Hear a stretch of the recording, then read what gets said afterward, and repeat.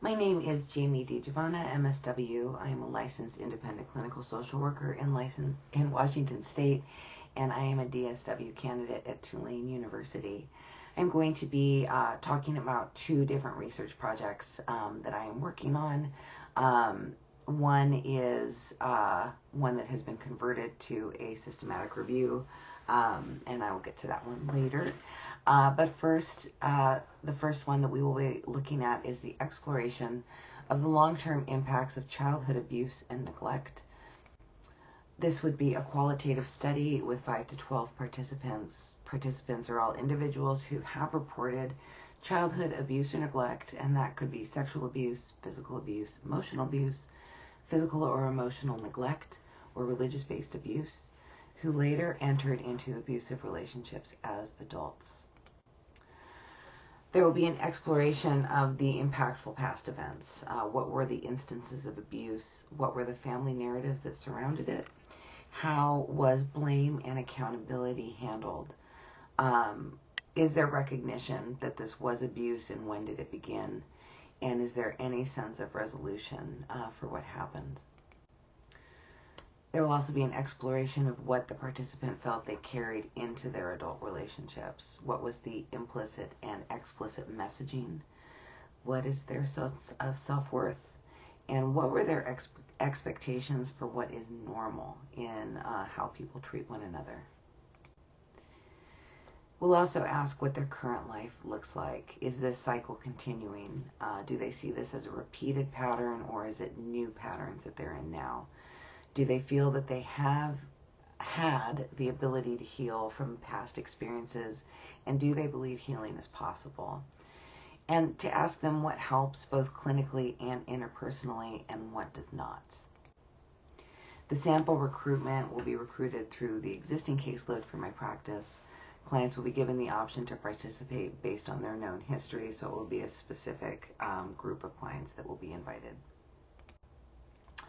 Privacy will be protected by client information will be de-identified, and a pseudonym will be utilized. Clients will be identified by gender, age, and ethnicity.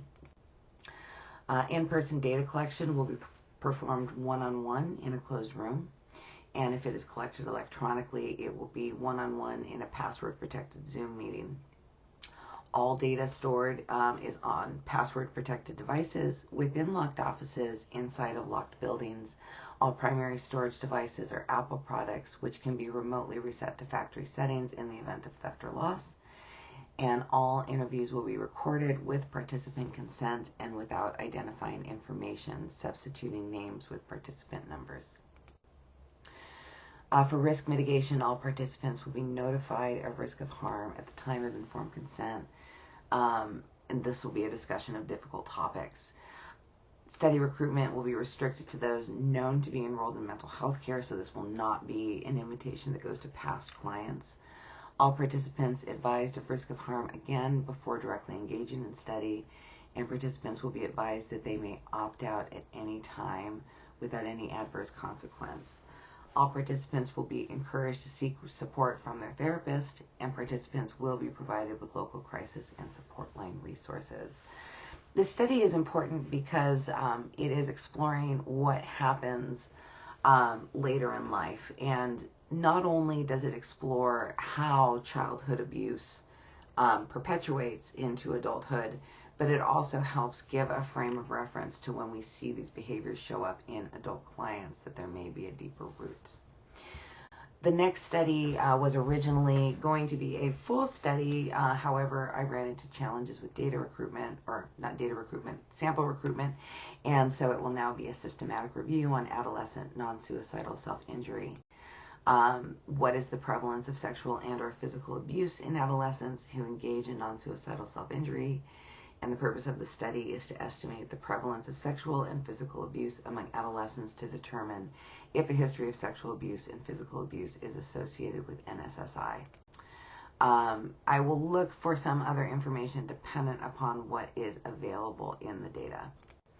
And we will be using the DSM-5-TR definition of non-suicidal self-injury. And I have no conflicts of interest. Thank you so much for your time.